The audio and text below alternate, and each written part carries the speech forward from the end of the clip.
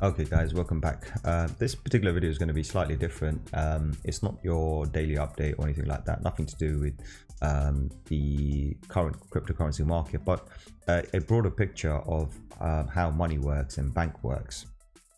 So recently I've kind of had issues where because of me buying cryptocurrency or something via a specific bank account or something, so I've used the bank account, I've literally sent the money off to the exchanges, so it's not like a private sale or anything, nothing illegal. A lot of the time what happens is the banks, they don't like it, and so it kind of took me to a point where I said, okay, let me question why and kind of do a research why, or understand why, or try and use some of my logic and see why.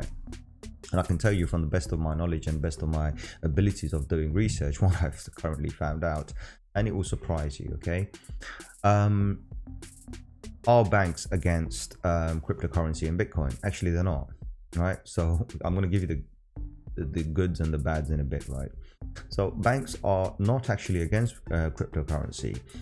They're actually quite heavily invested in cryptocurrency as well, especially Bitcoin. A lot of the banks, a lot of the institutions, mega institutions, and I'll talk about the time, they're already there, and they buy it, they use it, they trade with it, they do all sorts of other stuff, right? You got some of the largest cryptocurrency, largest hedge funds, these big institutions, like big banking institutions like JP Morgan and this and that, right? Citibank recently just came out, and they're making some massive predictions, right? So forget all of us, they're making bigger predictions than we are. That just says how bullish they are and how much they are probably invested in it. So these are the kind of metrics I'm looking at. I'm like, okay, they're not just saying it, they've already done it. And if they're predicting a price, they're clearly hyping it up to their client base, and they're mentioning it publicly. Now, when I talk about their client base, think about it more like a guy who's on social media who has 100,000 followers, or maybe even 1 million followers, right? You might have someone who has like for example, MrBeast, who has like over 50 million people following him, right? And I'm a big fan. I mean, I like the crazy stuff he does. But so you've got people out there, sometimes with 100,000, with millions. But when you're looking at big corporations like banks, like big financial institutions like banks, you got to kind of multiply those kind of followings and everything in a bigger magnitude and say, tenfold that. So if we're talking about 50 million people following MrBeast, let's talk about maybe 5 billion people that a Citibank can send this message to. So that's a massive following, right? So if they're making that kind of predictions, they're getting people on board, they're getting people interested. But, and this is where the big but comes in, right? A Tom, Dick and Harry like you and me, a retail investor like you and me, goes and just, goes about his days, uses his debit card, his credit card, not credit card, but his debit card, or just transfers money directly from his bank to an exchange to buy cryptocurrency, cryptocurrency, or when the market's a bit down, sell, when the market's up, it sells it, brings the cash over, does whatnot, and then re-enters and whatnot. So banks don't like that.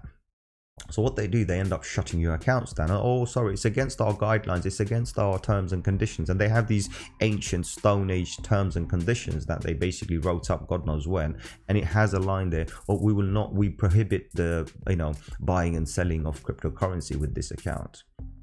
So that's what they do. And I see that and I'm like, you bunch of hypocrites, right? Because at the end of the day, you are interested in it, you are trading it, you are selling it, you are definitely utilizing it. So why can't I do it? Well, the answer to that is very simple, right? And I completely understand it's being logical. Banks have not figured out how to monetize on that, right? So this is a shocker, right? This is what it is. The banks are buying, the banks are selling in between themselves, they're making money in between themselves, but they haven't figured out how to charge the retail investor. This is the problem. So the moment they figure that out, trust me, banks will hype it up even more than me, right? Even more than any big YouTuber, even more than any big Bitcoin shill out there, right? I'm telling you, banks will do more, to the level where you'd probably see a poster in every single supermarket. You'd probably find it on every single ATM, right? They'll probably put it there and say, right, buy Bitcoin directly from us, because they want to monetize on it. That's what it is. So far, the banks, the problem they have is they cannot monetize. They've realized that they don't have the money. So you put £1,000 in the bank, and then the £1,000 filters back into Bitcoin. Well, they haven't got any money to play around with. What does that kind of take you to? So then the banks, what they have to do is kind of go and print some more free money, right? And then kind of play around with that. So they've got a big problem on their hands. And that kind of brings me to another place as well, another subject as well. Subject of like, how, there's a video is coming out very soon where I was talking about something, and it's going to come out soon and you'll understand. So when you watch that video in the future, you know what I said today and what I mean by that. So years ago, when I started promoting cryptocurrency and everything, especially Bitcoin, I said, look, Bitcoin's going to do this, Bitcoin's going to do this, Bitcoin's going to do this. And a lot of people didn't really understand me. So they said, no, houses are better, this is better, that is better. And I kept on saying, you don't make money on a house. And they were like, no, we do. Look, the house prices are going up. And I kept on saying, no. But I didn't really explain, because the thing is, if someone is willing to understand it, what's the point? But when someone does ask me a question and says, well, hold on, why? Why do you say this? Then I do explain it to them. I said, you know what? Your house price hasn't gone up. Your currency value has gone down.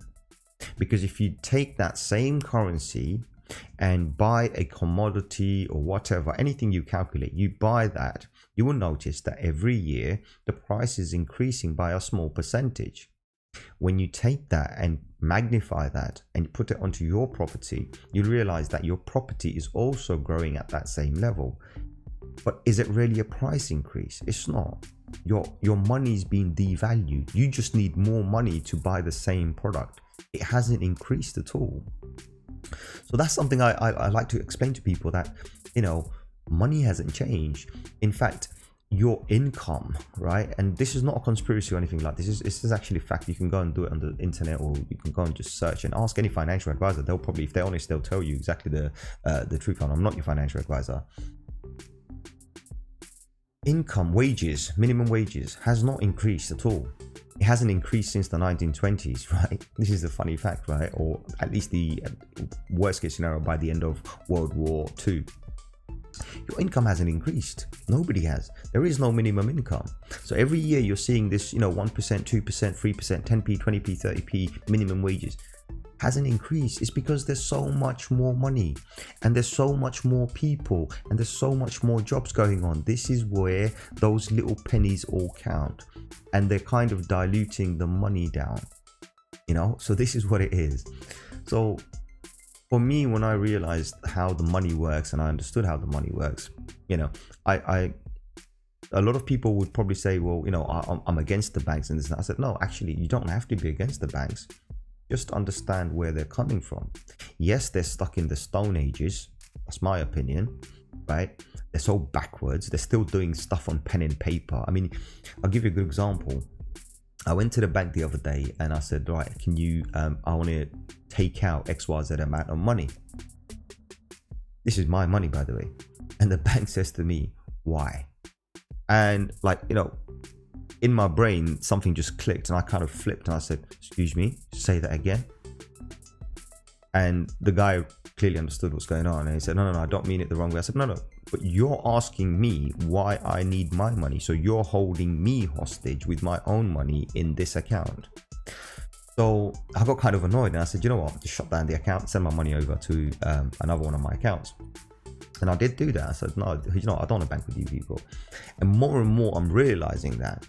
And then I have other banks that I've got great relationships with, right? So you go up there and you say, I need this much money. They'll send it or whatever. And they will advise you and whatnot and this and that. So everything is all good in that sense. But you understand the methodology.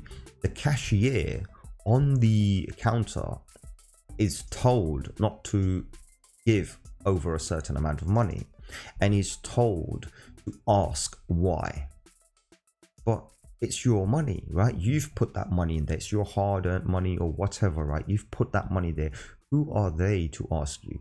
But they do, because the thing is because of that ancient, the Stone Age system that they have. They need to account for everything. Where did the money come from? What's the money for? And all of that. And that also takes you to, like, if you have large sums coming in. So for example, if someone bought a Bitcoin for £500 5 years ago, right?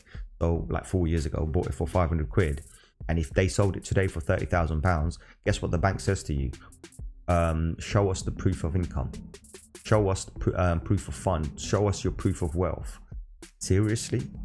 So isn't that kind of defeating the whole purpose of having a bank account, where somebody, a retail person, goes and puts his money rather than putting it into under his pillow, under his bed? Doesn't that kind of defeat everything? So this is the kind of a thing. You have a mega centralized situation here, where, you know, there are different factors, different levels. Your money, you have to answer many questions for you to take that.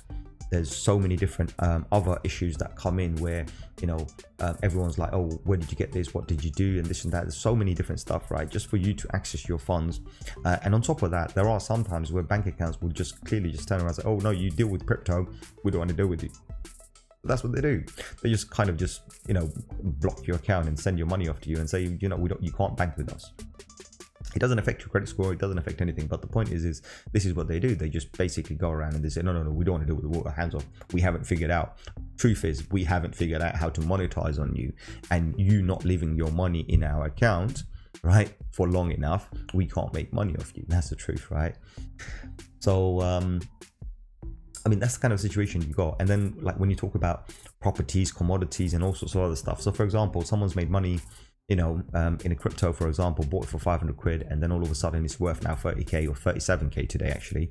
So imagine, right? So someone bought it for £500 back in 2016, and it's worth, one coin is now worth £37,000. And the person takes that and says, right, do you know what? I'm going to go buy a car. But dude, you're stupid.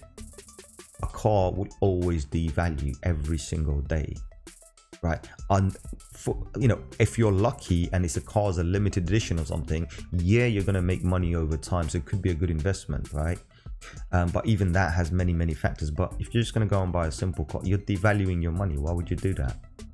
You buy a house, right? You got to pay mortgage, you got to do this, you got to work hard for it, which is fine. It's all fine by me, you know, a lot of people do. But if you bought it with the thought that you're going to be making money when you're not, the money you paid for it is getting devalued every day. And you're paying that mortgage basically over that time. 25 years lockdown. Imagine how much money that mortgage company is going to make out of you. And I can tell you, they're probably going to make 10 times more out of you. So they literally make money out of thin air to give it to you as a mortgage, or give it to whoever as a mortgage. But new money is generated. And then you're paying a debt for some free money they just generated, right? You know, I mean, if somebody buys a property and has that psychology thinking that I'm making money, well, guys, you're wrong. You're not. You're buying a property to live in it. That's a different story. Like, you know, if I buy a property to live in it, that's my property to live in it. I'm not buying it with the thought that it's going to make me money over time. It's not, because your money is devalued. You just need more money to buy the same damn thing. So yeah, and the antique rule doesn't work, so it's no point unless you got a castle or something. So just a kind of simple thing about the money and banks and how they kind of, what the situation is. So just to kind of summarize, banks are kind of preventing you from buying, selling, and doing any kind of cryptocurrency trading, mostly your high street retail banks. But that's only because they have not figured out how to charge you yet. So in my case, I keep majority of my funds either in my cold wallets, and if I do want to trade or whatnot, I keep it in the exchange. I found my money to be a lot more safer, easily accessible in the exchange, or like, you know, if it's cash, like in the exchange. And if it is crypto, then cold wallets. Just, for me, cold wallets just better. Those are the ones I'm not going to touch, right? So other than that, I'm not going to say anything else. I'm just going to leave it there. A little short one about money. So kind of opens up a few eyes. Also, I'm going to make a few more videos like this as well, where we want to think out of the box, right? We don't want to think about the programming that we've got. From a childhood, we're always programmed to think in a particular way. Like you think, coming back to money, for example, when you put money in a savings account, you're going to make so and so forth, right? After so many years. The truth is you're not making so much more. The money is devalued, so they're just giving you so much more. It's just free money they're just throwing at you, nothing more.